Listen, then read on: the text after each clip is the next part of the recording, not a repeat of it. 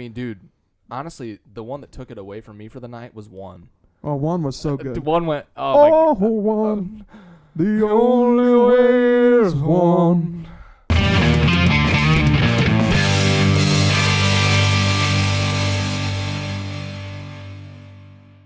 What's up, everybody? Welcome back to episode 30 or 31 of the Puddle of Grunge podcast, because we don't actually know how to count here. We don't know how many we've done. But, Ryan, you want to tell everybody what we are doing today? Yeah, so we're doing something pretty simple, pretty light, hopefully enjoyable for you guys, something you guys can leave your comments down below of what yours are. But today we're going through our top 5 favorite concerts that we've been to, just in all of our concert going experiences. We've been to quite a bit of concerts, I feel like, for our age at least. And together. As you guys can tell, we're at least 35 years old, so no more, no less, you know. But Sucks getting old. Yeah, tell me about it, dude. No, you're older than me. Anthony's older than us, so yeah. Our producer's older than us. So yeah, we're just gonna be talking about our top 5 favorite concerts. It's really hard to rank concerts. So we're not ranking They're them. just the top 5. We're just gonna be going through our top 5. A lot of these we've been to together. Colby and I go to a lot of concerts together. And we just enjoy listening to live music, experiencing live music. So, Colby, do you want to start off on yours? Oh, by the way, there's going to be 4 like 90s grunge, hard rock, alternative concerts, and then just one anything, because we've been to some of those too. So, yeah, Colby, you want to start? Or yeah. Sure. Even though I remember all mine, I didn't write mine down. But you know yours? Oh, I know mine. You might change it. Okay. So, again, all these, just not in any order. Michelob down. So, all of these I just absolutely loved. And, gosh. Okay. So, my number 5. No particular order, by the way. No particular order, guys. Just so we all know. No particular order. These are not ranked in any way. No ranks. Is Matchbox 20. Oh, yeah. So this one I didn't see with you. I saw with my family. But with the fam. Okay. Just some of the stuff. I always get caught up in thinking of what I'm going to say off the top of my head and what I wrote here. But I said possibly one of the best shows that I was able to see. I just felt like the whole band was just super personable. And they just seemed to really still enjoy performing. Like Rob sounded great. Rob Thomas sounded great. And also their lead guitarist, Kyle Cook. Shout out. Name drop right there. He's from like the Indy area. Awesome. So it seemed like he was just very happy to perform in front of a home crowd. Yeah. He's a great player too, but they just played a great set list. Some songs I didn't even know was them. Like, have you ever heard the song "Let's See How Far We Go"? Probably on the radio. That's a 97.3 song back in the day. Probably, yeah. But they played, 3 a.m. Push. But really, it was just felt like everybody was there as a family. It's kind of a cheesy thing to say, but But your dad did not like the show. No, my dad hated it. He couldn't stand it. But no, I mean, everybody has their opinions. That's fine. But I'm serious. This is probably one of the best shows that I've seen in the past few years that I've been going to a ton. Just very, very enjoyable. Yeah. Matchbox just has a lot of songs that you can just sing to as well. Yeah. So. All right. Well. Yeah, Matchbox 20. Yeah. All right. Well, my number 5 is actually going to be Deftones. We saw them at a festival, Sonic Temple Festival. I know Anthony is just kicking himself in the head right now because it was very close because this is their first time going at Sonic Temple. And if you guys are from the Midwest area, you know that this festival just absolutely rocks every year. They get a stacked lineup almost every year. I mean, we saw Filter, Foo Fighters, Deftones, Sublime with Rome, which was okay. We didn't see them though, really. Yeah, we didn't see them. We saw them on the screen. But Deftones, Chino sounded great. Oh my gosh. And I mean, we were in the nosebleeds, but still the tone carried. Stephen Carpenter was just popping off. And I just, man, it hit. Chino got scratched in the face in the middle of it, and he was bleeding down his face, and it was so badass. It was awesome. He got up in the pit and everyone was grabbing at him and shit, and it was a great show. They played an awesome set list. And, just to start off the day, we were really looking forward to Foo Fighters, but I think Deftones really stole the show for me that night. It was a phenomenal concert to attend, and I know they're on their tour right now, kind of looking to go see them at some point, but yeah, Deftones is going to be my number 5. That was a badass show. Yeah, I absolutely loved them when I was very surprised by Chino's vocals. Yeah. He still sounded great. I think they played Digital Bath. Yeah. That's one of my favorite Deftones songs.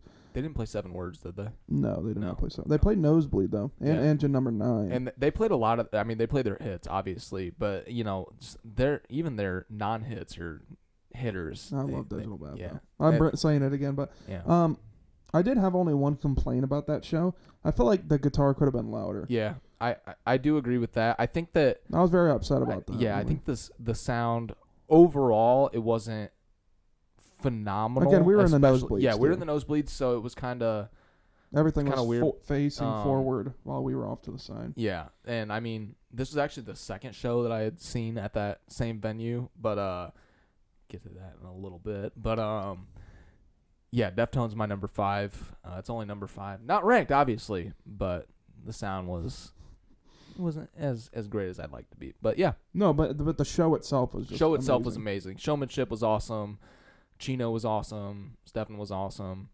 Abe's still in the band, right? Oh, yeah. Yeah, Abe Cunningham was fucking phenomenal. And, yeah, so, Colby, number 4. Okay. Again, no particular order. Quick, concise, and we're getting to it. Let's go. My number 4 is Metallica. Oh, yeah. I couldn't. Oh, actually, I guess technically this is my 1, but I have another one. Big sigh from Anthony over here. Yeah. Well, I didn't listen to him as much growing up, so I have a lot more room for enjoyment for them. But they played Leper Messiah. That was one song I really wanted to hear from them. They played all the hits. James Hetfield still sounded freaking amazing. Still down picking everything. Yeah. Sorry. They haven't stopped one beat. I mean, Lars stopped one beat. Let's be honest, but they all still sounded great. Rob was loud. I'm just not going to comment on him. And the openers for that show. Oh, I got to see Pantera as well. Yep. Mammoth VH was great. I missed the 2. You know what one was? You don't have to say the name. No. But they were just great. And it's also just great to say that you saw Metallica. Yeah, and it was in a huge venue. I feel like that's one of the only places you should see Metallica and it still sounded very good too. It was very roomy because it was at Ford Field. But I saw them 2 nights and they just were great.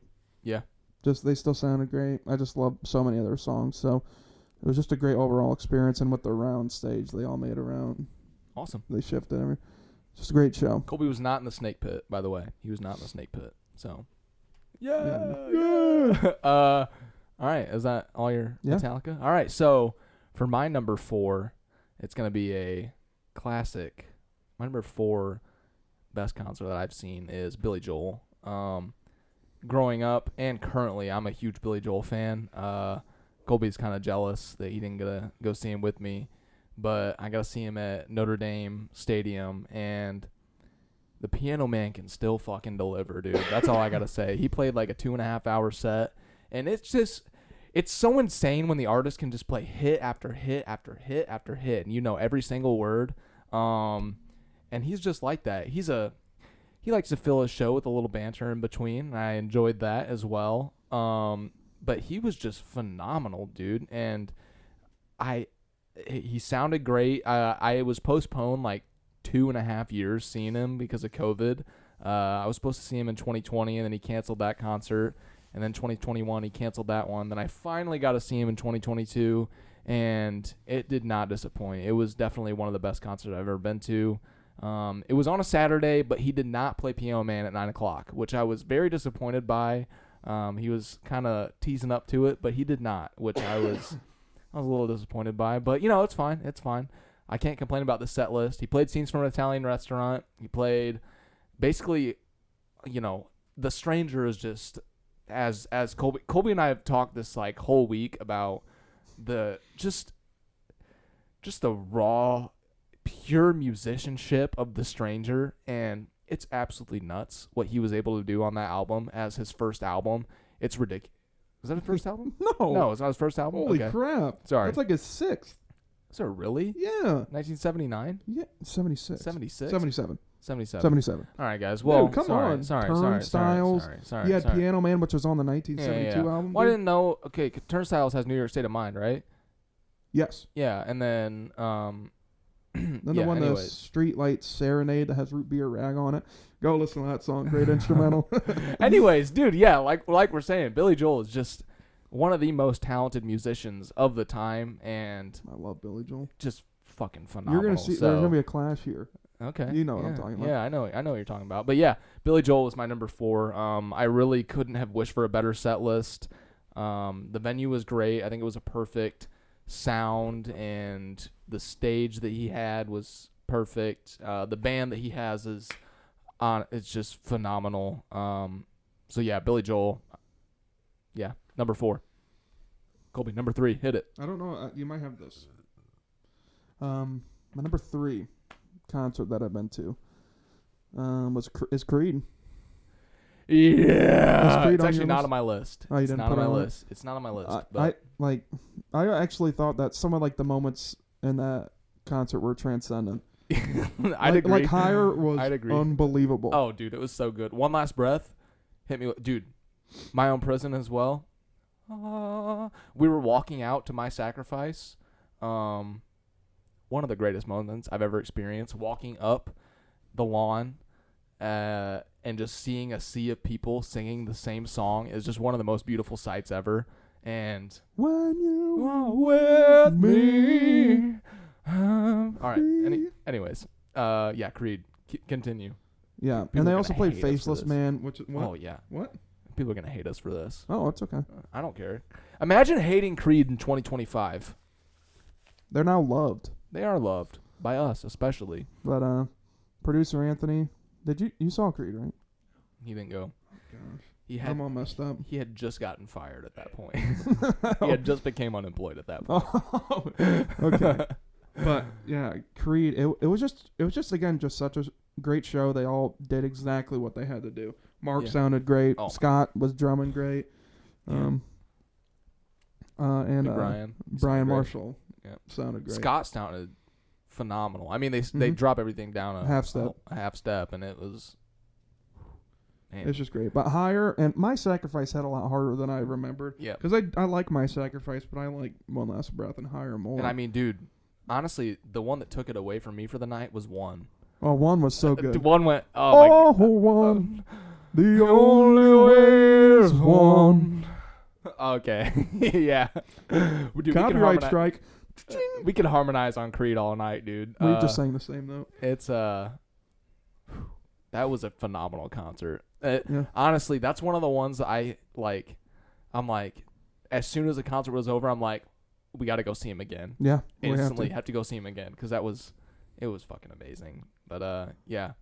And Faceless Man too. We got Faceless Man. One of my favorite ones. What a faceless man. Mehan. Oh, and Arms Wide Open was. Oh my God! I mean, come on. Beautiful. Now. Beautiful. Beautiful. Beautiful. So yeah. It's an old one. Yeah. Creed. Number 3. Not ranked, of course. Number 3. Did I say free? No. Okay. Number 3. Okay, so my number 3 is going to be the second time that we saw STP. That's also on my list. Yeah, so we can talk about that one. It was in South Bend. Oh, Dachshund. It's fine. I'm just joking. It was in Four Winds Field in South Bend a couple years ago. We were in the pit and Front row. In front of Dean. Oh, right in front of Dean, bro. And first time Dean threw me a slide during Big Empty.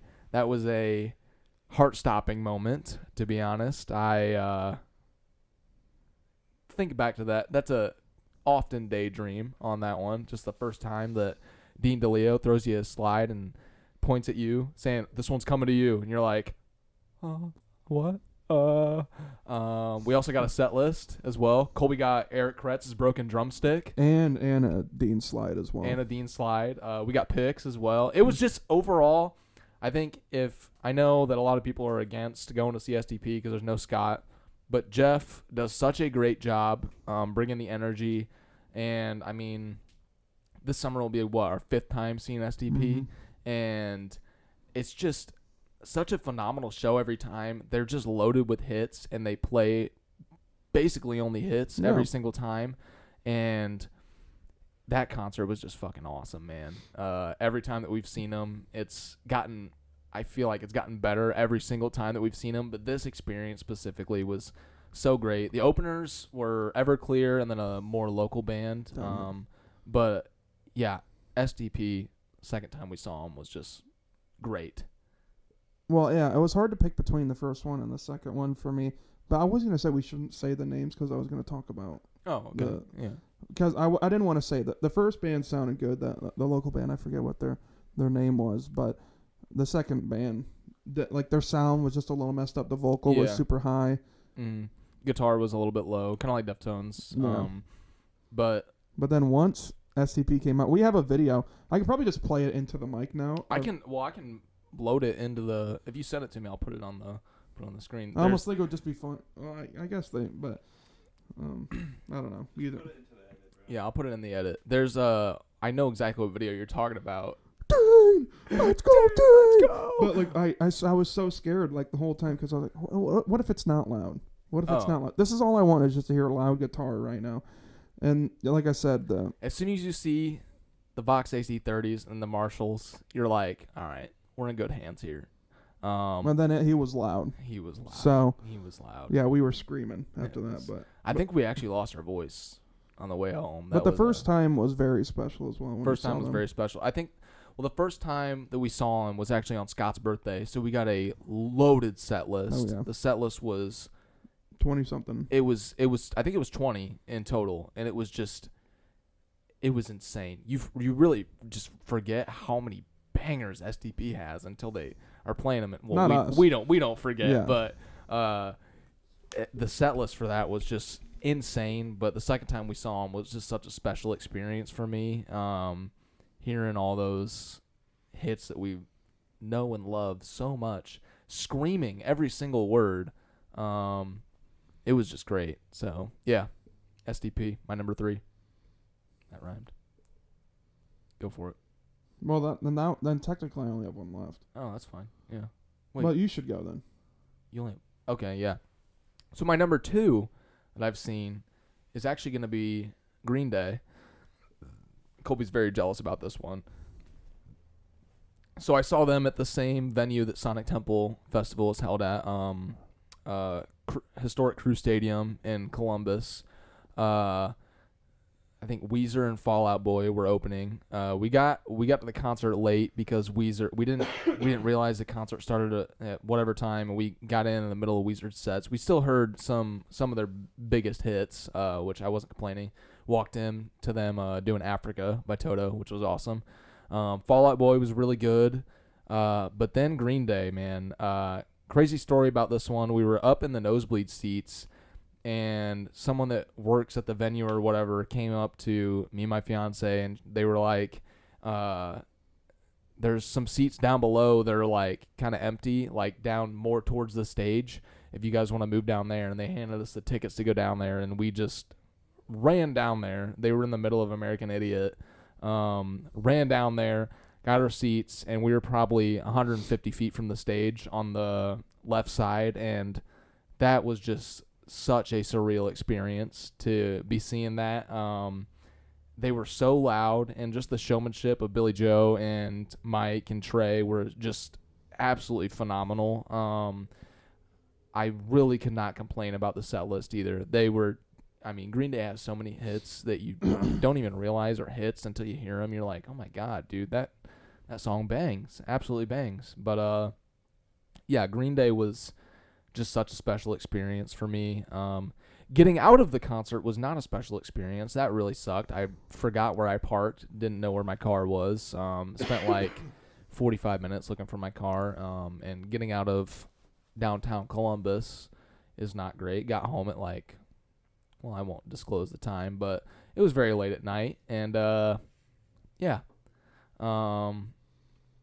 Green Day was just phenomenal, so definitely would see them again. So yeah, Colby, what is your numero uno? So, again, no ranking in these. Yeah. This one is much more of a symbolic concert to me than because I don't remember that much about the show, in all honesty. But my number one is Elton John. So I got to see the other Beautiful. Piano Man. Beautiful. I got to see the Rocket Man. Yeah. But I saw him all the way back in 2012. I've only been 11. Yeah. So I remember still quite a bit about the night. But like for some reason I knew Leave On. Leave On's not like an insanely popular song, but I remember Benny and the Jets and when he played Rocket Man.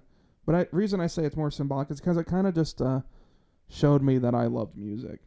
Like when I saw him, it just kind of opened my eyes. Like, okay, yeah, this is gonna be a huge part of my life after I saw him. So, and also I was watching just videos of it today. It was a great show too. Mm-hmm. It was just him. It's so awesome when you can go back and find that it's like find videos of concerts that you were at and just relive in that moment. People that took much better videos than you did. Well, I only had an iPad at that time. Hey, iPod too, but it didn't have it didn't have a camera. Didn't have a camera on. But yeah, I even found a comment on myself 13 years ago. Really? That said, "Hey, I was there too." That's awesome. Yeah, said 13 years ago. That's sick. Jeez. Actually, when you're 35, yeah, really. Yeah, when you're 62, like we are, it really. It's. But I just love Elton John too. So like Anthony.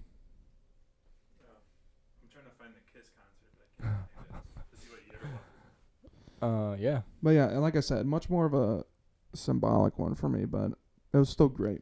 Yeah, and I mean, both you and I just have such a love for the songwriting aspect of both Billy Joel and Elton John. And oh my God. Well, I love both of them so much. Yeah. Some of my favorite artists. Like all the best artists are influenced by those two. Yeah, for sure. I mean, they take aspects. Yeah, and especially just in the songwriting standpoint. They're such gifted storytellers within their songs that including Bernie Taupin with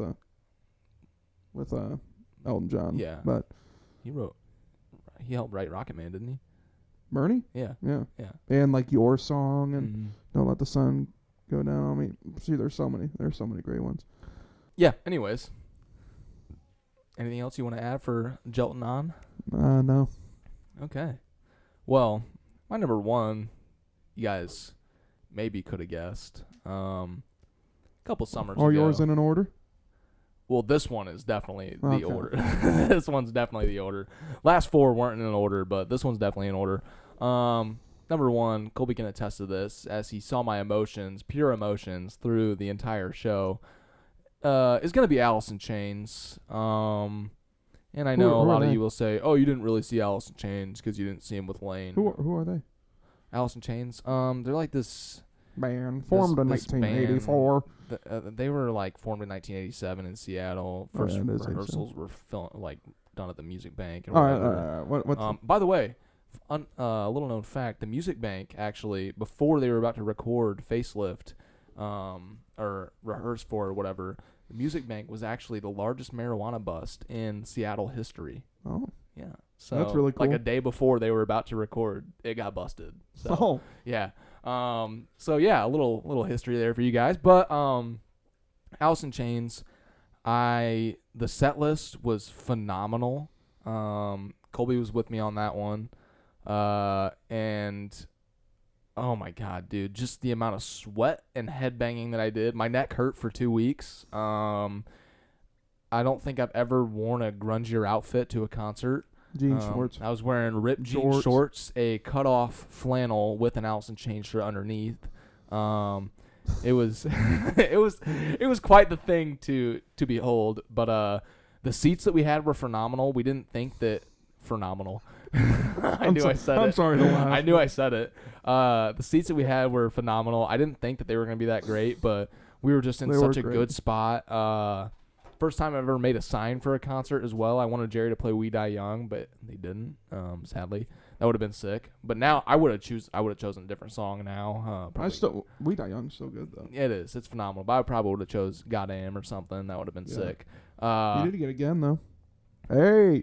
We did get again. We got Grind. Got Down in the Hole. Got Me Wrong. Got Me Wrong was so good. We were happy. That one was so. Dude, me and the guy next. There was like a guy like.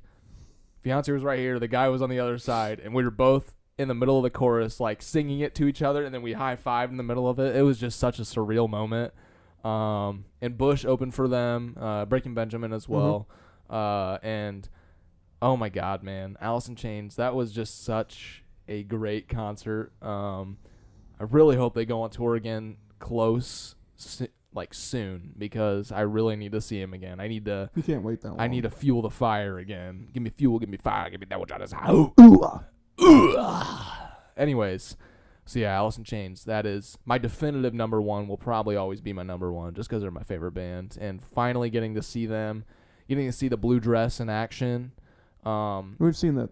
We've seen it twice now. We've seen it. Yeah, we've seen it twice. You were closer the second time. we were closer the second time, but just solo Jerry though. But with Alice in Chains, getting to see Sean and Mike and Big Willie, obviously. Mike's fucking Ampeg stacks that he had. The set as well, like for the stage, was awesome. Just the light set that they had. The tilted. Yeah, tilted lights and everything were so cool. And they were playing stuff from Tripod. It was like sludge green type stuff, and I just, man, I revel. There was like a few months there where I was going back and watching those concert videos like daily, because just living in that was, oh my God, that was so great. It's the best concert I've ever been to, and yeah, that's it for me. You got anything else you want to say, Colby? He profusely sweated all over me, and I cried. He was so hot, and I cried. I did cry. Like he was permeating heat, dude. It was ridiculous. I actually had to take my glasses off, and they were fogging up. They were like multiple drips of sweat going down my glasses because it was a wild night. Okay, and I was just like shaking my head like that. Oh, it was, yeah. He like bent over the rail like so many times. He was bent like at the waist, just like, yeah. Yep, screaming every single word. He was yelling. Oh yeah, I did not have a voice. No, you can attest. I did not have a voice for like 2 days after that. It was the greatest show I've ever been to. Ryan's quite an aggressive music enjoyer, so yeah, he really goes for it. When I enjoy it, I enjoy it. I'm there to enjoy it. And we listened to Alice in Chains the entire way there too. Yeah. I was just hyping myself up even more than I already was, and it delivered. So yeah, Alice in Chains is the definitive number one for me. So yeah. Now our producer Anthony is gonna give us you ready? Screen time number 2. Number 5, 4, 3, 2, 1. Real quick, list them off. I'm producer Anthony. I do have some dishonorable mentions. They didn't want to get mean about it, but I'm gonna get mean about it. First dishonorable mention is Kiss. I saw them when I was like 10, 12. Not good. First time I smelled weed ever was in at the concert. My dad, big Christian guy, did not like that. We were smelling weed. Second dishonorable mention is emo night. If you've been to an emo night, you know they probably suck unless they actually play emo music. A lot of them don't. They play emo music. Like, yeah, I would just like call it hard pop, basically. Yeah. But okay, that's the only two I have that are dishonorable, I guess. First one on it, no particular order, because I have the same band twice because I like both of the concerts that much. But first one I'm gonna say is Limp Bizkit. I think Loserville is a lot of fun. The openers, Corey Feldman, you suck, but you're a lot of fun to watch, and you're a lot of fun live. I didn't say that. Bones is good. Besides, there was a big man. Listen, if you're a big boy, that's fine. But if you're a big boy making fun of me, I'm going to be upset about you. I'm going to refer to you as a big boy and not a normal human being. Yeah, that's the first one. Just Limp Bizkit. I think Loserville is a lot of fun. I think Smashing Pumpkins has to come next. I have a lot less concerts, okay?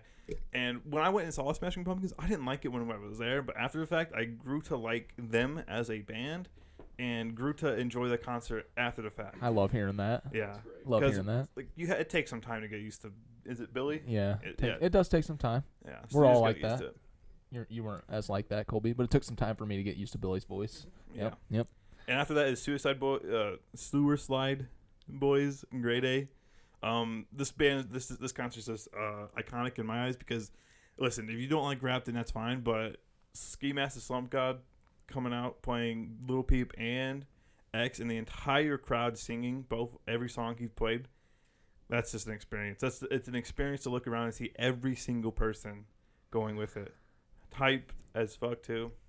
Suicide Boys were great. Sewer Slide Boys were great. Sorry, YouTube. They were great. I knew a lot of their music, but like, also that was like the first time I heard Knock Loose. That's why it's iconic to me because my favorite band was there. Unfortunate we didn't get to see my favorite rapper of all time, Maxo Cream, because we showed up late because we had a crazy person in the car who took too long to get ready. We will not name names. And the top two, honestly, are both Knock Loose. First concert of 2024? Yeah. Yeah, first concert of 2024. They had Loathe. If you know who Loathe is, they're goated. They're just goated. And then they have Speed, which is one of my favorite bands of all time right now. They're heavy metal or whatever you want to call them, but they're just a lot of fun to listen to. And then Knock Loose, of course. This is their You Won't Go Before You're Supposed To, like first tour thing. And the set was cool. The mosh pits were cool. It was like a very active crowd too. I got headbutt in the back of my head. I got fucking beer spilled all over me. It's just a metal concert experience. The second time is actually probably a little less fun because we were not in like a crowd that were going crazy and didn't think there was a lot of energy. I could see on the person's face, Brian's face, that he's probably annoyed that people weren't moshing, but sometimes people won't mosh. You gotta get used to that. But like they had Hatebreed. Hatebreed's great. They're like an OG metal band too, so it's cool to see someone like Hatebreed. So that's my top 5 concerts of all time. Sorry the list was bad. I've not been to a lot of concerts like these guys. As you heard, I did lose my job when I wanted to see a lot of them, so I could not go to a lot of them. Hey, you got a job now, so it's I fine. do have a job now. I'm making money, getting paid. Starting soon. Yes, in March. Whenever you see this, maybe it might be March. Maybe I already have it, but you know. This has been the Puddle Grunge podcast. Yeah, everyone. So this has been the Puddle of Grunge podcast. Producer Anthony on here, cutting it up. Colby, you got anything else you want to add? Nope. All right, guys. Let us know your favorite concerts you've ever been to down in the comments Make sure below. you comment, follow the page, and subscribe. Yeah. Do all that stuff. Actually, Anthony comment. just If you said. guys don't comment, then no more Puddle Grunge podcast. I'm saying it. All right. I'm lying. I don't have control. I'll put that at the beginning. All right. We're done. Yeah. Okay. So everyone, do what Anthony says, or else. And yeah. So love you guys. Colby, got anything else you want to add? Nope. All right, guys. Puddle of Grunge podcast. Peace out. Peace out.